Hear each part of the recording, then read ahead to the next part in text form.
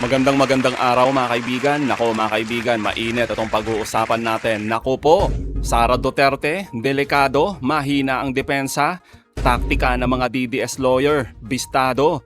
Sara Duterte, feeling kampante, abala sa pagtatanim ng kamote. Alan at Robin Padilla, bigong pataubin ng testigo. Grabe mga kaibigan, parang si Sara Duterte lang ang kanyang mga abogado, hindi preparado. Bigong durugin ang kredibilidad ni NBI witness Agent Mark Calilong sa mga mapangahas na tanong ng kampo ni Sara Duterte. Sinubukan din ng magkapatid na Cayetano at Robin Padilla na questionin si Agent Calilong pero bokya ang mga DDS senators. Huling-huli din ang maduming taktika umano ng defense team ni Sara. Kaya naman binira ang kampo, lalo na mga senador na feeling abogado ni Sara Duterte. Nako, abangan niyo po yan. Pero bagong lahat, pakilike muna ang ating video, pakishare na din po at subscribe na po kayo sa ating channel. Unahin na po muna natin ito mga kaibigan. Huling-huli ang kampo ni Sara Duterte. Sinubukang durugin si Agent Mark sa mga maduming taktika. Magtatanim ng duda, magtatanong, sabay withdraw. Panoorin po natin ito, saglit lang po ito. What committee, sir? I can't remember the committee, sir. What happened, sir?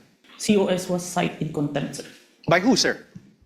I can't remember the exact, sir. But you investigated. I withdraw, Your Honor. Sir, my question is this. Is the NBI, the National Bureau of Investigation, under a bureau under the Department of Justice? Yes, sir. Thank you. And, sir, the President has control over all executive departments, correct? I believe so, sir. The DOJ is one of those executive departments, correct? Yes, sir. And the current president is Ferdinand Marcos Jr., correct? We agree to that. That's judicial notice. Your Honor, please. Yes or There's no no? other Yes. president. We Oh, only he have answered one already, Your president. Honor. Already asked and answered. The head of the executive branch is President Ferdinand Marcos Jr., correct? Yes, sir. The very same Ferdinand Marcos Jr., who you said was an offended party in the case against Vice President Duterte. Yes, sir. So, in other words, the NBI investigated and filed the complaint. The DOJ directed the investigation and will determine whether the case should proceed to court. And the alleged offended party, President Marcos, is the constitutional head of the executive branch, Objection. exercising control over both the DOJ and the NBI. I Honor, withdraw, Your objection. Honor. I withdraw. Objection of the I withdraw, Your Is the Honor. ground I withdraw. Your Honor. It's even more compound question. Nothing to Asking object to. several Withdraw, subject Your Honor. matters. Withdraw. Withdraw. Counsel, move on. O di ba mga kaibigan? Nagtatanong sabay i-withdraw? Dugyot na taktika mga kaibigan. Basta Duterte, magaling magtanim. Di po ba? Tanim bala. Ano pa ba yon? Tanim ebidensya, tanim testigo. Tapos eto naman ngayon mga kaibigan, tanim duda. Dinidiin kasi mga kaibigan ng kampo ni Sara Duterte na ang lahat ng ito ay utos ni Pangulong Marcos. Yan po yung gusto nilang palabasin. Kaya nga nag-o-object itong si Attorney Ligutan. Sabay magwi-withdraw si Attorney Narbasa. Nagtatanim ng duda mga kaibigan sa mga taong bayan, sa lahat ng mga nakatutok dito sa impeachment trial ni Sara Duterte.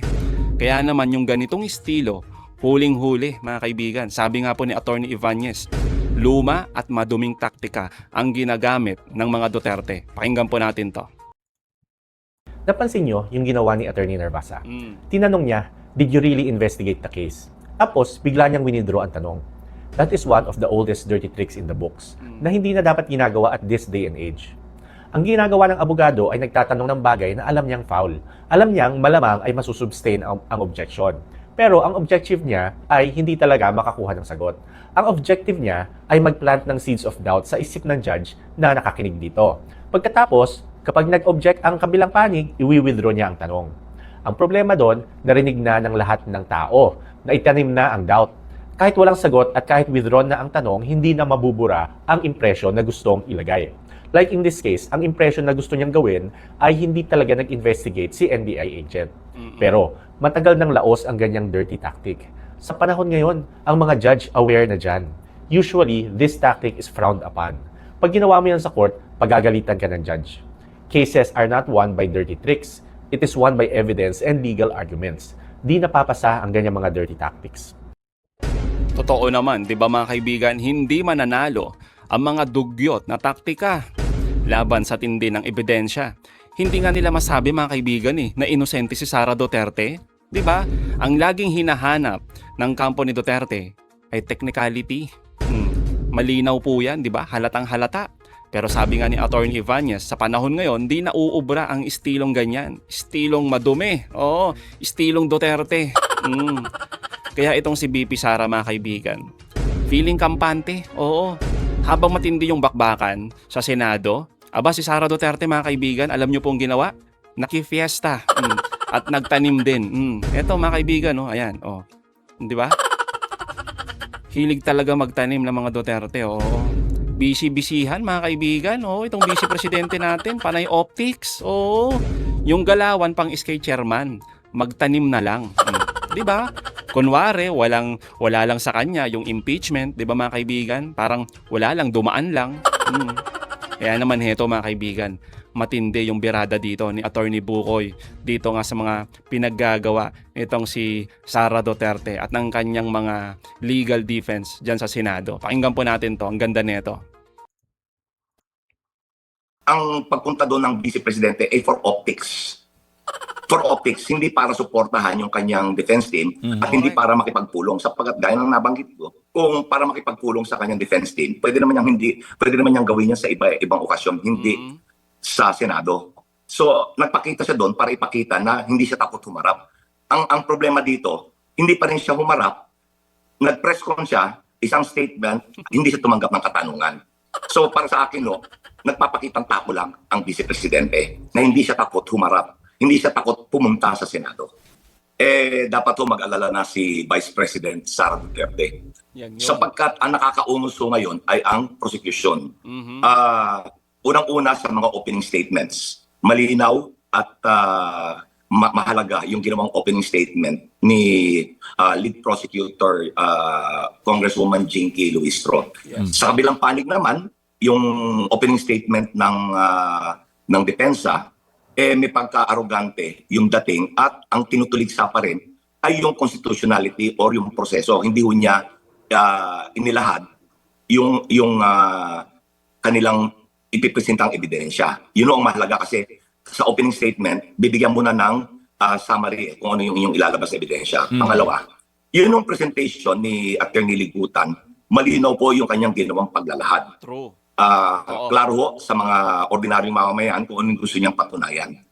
Sa kabilang panig naman, yung cross-examination, wala hong napabulaanan sapagkat yung atensyon nung nagko-cross-examine, hindi ho patungkol doon sa katunayan nung testimonya ng testigo, kundi again, procedural at technical ang ginawa niyang cross-examination na hindi naman mauunawaan ng taong bayan yan At saka yung mga objection dapat yung objection dapat kung ano yung mahalaga, hindi yung technical. Opo. Pero ang sinasabi po kahapon ni Attorney Narvasa yung nag-cross-examine kay NBI agent Kalilong, wala naman daw pong malinaw na proof na talagang nag-hire ng assassin si VP Sara at yung katagang assassin ay nanggaling lamang daw po doon sa mga nagkaroon ng maling pagbasa sa kanyang mga statements. Hindi ho naman kinakailangan magkaroon ng katibayan na nag-hire ng assassin Ang maliwanag ho at ang mahalaga ay yung kanyang sinabi na meron siyang kinontrata na mamamatay tao. Hindi ho mahalaga, hindi importante na meron talaga siyang kinontrata. Dahil ito ho ay ang Article 4 ay ang asunto ay yung pagbabanta sa buhay. So hindi ho mahalaga na talagang meron siyang kinontrata na mamamatay tao. Ang mahalaga diyan, nagbanta ka dahil ito ang intention mo. Hindi mahalaga na talagang may kinontrata ka. Pero ang sinasabi rin po ay kaya yun naman daw po ay response ng Pangalawang Pangulo doon sa di umano'y Project Romanov na di umano'y plot against her and sa family po ng mga Duterte. Yun ang kanilang paliwanag. Subalit, hindi ko kapanipaniwala yan sapagkat yung banta ay inulit pa niya sa ibang okasyon. 2 beses niyang inulit at sinabi niya, seryoso siya. Kaya nga mga kaibigan, di ba? Alam naman nating lahat yan. Paulit-ulit na sinabi ni Sara Duterte ang kanyang pagbabanta. Pero syempre mga kaibigan, to the rescue. Oo, yung mga alipores ni Sara Duterte. Tulad na lamang nito mga kaibigan. ni Alan Cayetano at ni Robin Padilla. Sinubukang gibahin. Oo, itong si NBI agent, yung ating testigo. Pero hindi nagpatinag mga kaibigan. Tingnan natin to.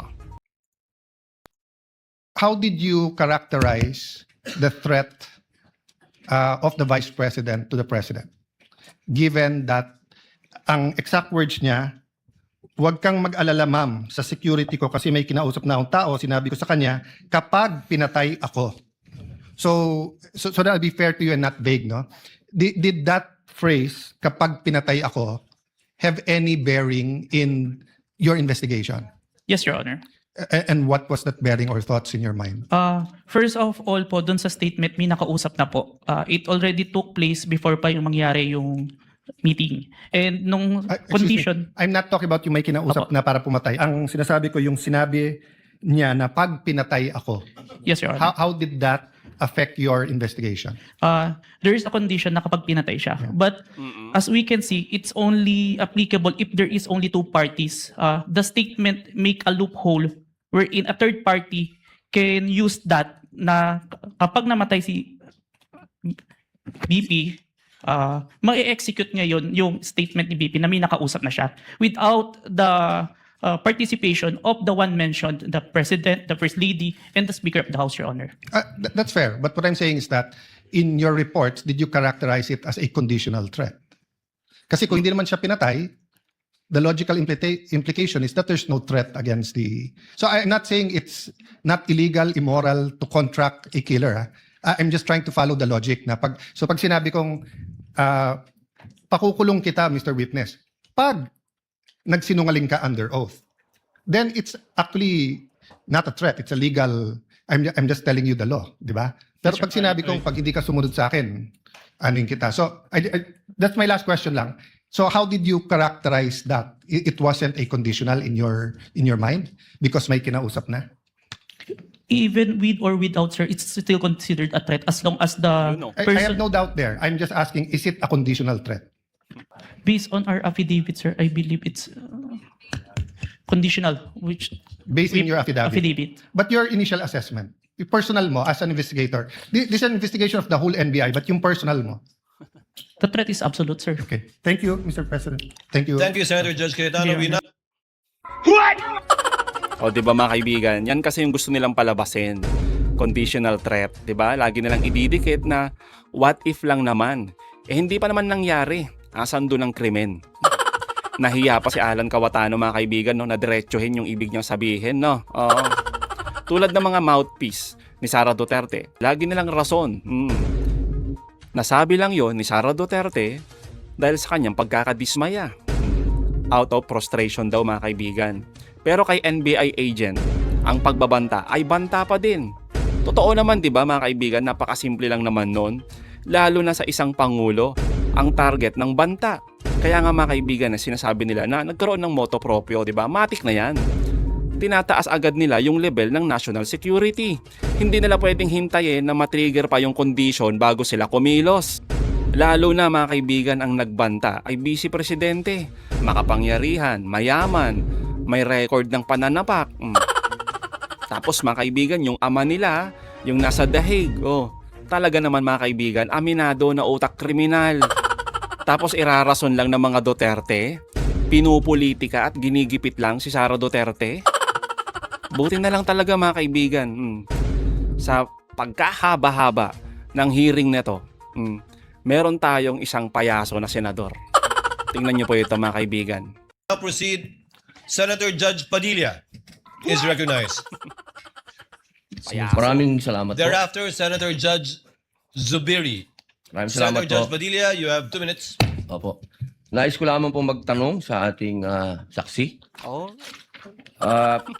Ginoong saksi, kanina po kasi habang nagkakaroon ng pagdinig, ako po'y laging iistorbo dahil tuwing may itatanong, mag-u-object, medyo magulo po eh. Wow naman. Pwede po bang sagutin po ninyo ako dahil noong pong February 5, ang sabi po dito ay insufficient po yung na hindi dapat makarating na sa preliminary investigation. Tama po ba? February 5 po yun? May certification, sir. Yes po. Opo. Tapos, nung February 14, naging sufficient na for conduct of preliminary investigation. Nasagot po ba yung 7 na sinabi dito na para, ang sinasabi po kasi dito nung February 5, merong 7 na kulang. I believe so, sir. That's why we have received a certification, sir. Ayun. Kasi po, parang narinig ko kanina, hindi po naibigay yung original copy nung sinagawang interview kay Vice President Sara Duterte. Yung original po, na kopya, kung sino po yung nag-record. Wala po kayong affidavit? Meron po ba kayong affidavit na nakuha nyo? Yes, sir. Ako po yung ang inire-request po ng DOJ dyan is affidavit po nung nag-screen record, which is my affidavit, Your Honor. Meron po siyang affidavit? Ako, sir. Ako po yung nag-execute, sir. Ang gulo eh. Kasi Hindi po yung mismong tao. Yes po, ang hinihingi po kasi ni DOJ is kung sino yung nag-screen record through OBS, sir. Hindi po yung mismong tao. Yes, Your Honor. Kayo lang po yung nag-affidavit. Yes, Your Honor. Pero meron po kayong ng pagkakataon ba na nakausap niyo yung tao at nagbigay siya ng affidavit? May I clarify, Your Honor, if sinong tao yung tinutukoy? Yung nag-record po. Ako po yung nag-record through OBS, sir. Hindi po. Yung mismong nag-record po kay Inday sa Vice President. Nakausap niyo po ba? Yung raw file po. Kasi napakahalaga po nun. Wow. Kasi doon po natin malalaman kung original ba o hindi. The video itself, sir, is publicly available. That's why I performed the recording, sir. Opo. Pakisagot na lang po, mahal na saksi, kung nakuha niyo po ba yung original. Yung original, hindi po yung galing sa internet. The original, no, sir. Yun lamang po. Maraming salamat po. O di ba mga kaibigan, payaso talaga eh, no? Payasong payaso yung tanungan eh, no? Hinahanap ni Robin yung cameraman ni Sara Duterte. Ay nako mga kaibigan, no? Pero bakit nga ba mga kaibigan, no? Ito lang, oh, pansinin nyo mabuti. Pero bakit nga ba pilit inuungkat ni Senador Robin Padilla ang raw file? Yung original daw mga kaibigan, raw file. Kahit naman na naka-livestream ito. Alam nyo mga kaibigan, simple lang naman eh. Ginagawa nila ito mga kaibigan para sa mga DDS. Sa mga supporters nila. Gusto nilang makabuo ng naratibo na hindi pala original copy ang hawak ng NBI. Kaya hindi yan matibay na ebidensya. Yun po yung gusto nilang palabasin. Kahit na nagmumukhang bobo yung mga tanungan dito ni Robin Padilla, abay sige pa din. Kumbaga PR move lang mga kaibigan. PR mga kaibigan para ilihis ang usapan. Simple lang naman di ba mga kaibigan? Yung hawak ng NBI, raw file din po yun. Hindi po yun edited. Tsaka nga mga kaibigan, di ba? Mismo yung video na hawak ng NBI, yun din yung ginamit na depensa ng defense team ni Sara Duterte. O di ba mga kaibigan, yung ipinalabas na video ni Zulueta ba yun? Yung sinasabing jowa daw nito ni Sara Duterte. Di ba? Yun din yung ginamit eh para i-counter argument yung testigo. Kaya doon pa lang mga kaibigan, nonsense talaga yung pinagsasabi ni Robin Padilla. Ay nako talaga mga kaibigan. So mga kaibigan, anong masasabi niyo patungkol dito? Comment down below. Again mga kaibigan, huwag niyong kalimutan i-like at i-share ang mga videos. Hanggang sa muli, kita-kita ulit tayo mga kaibigan.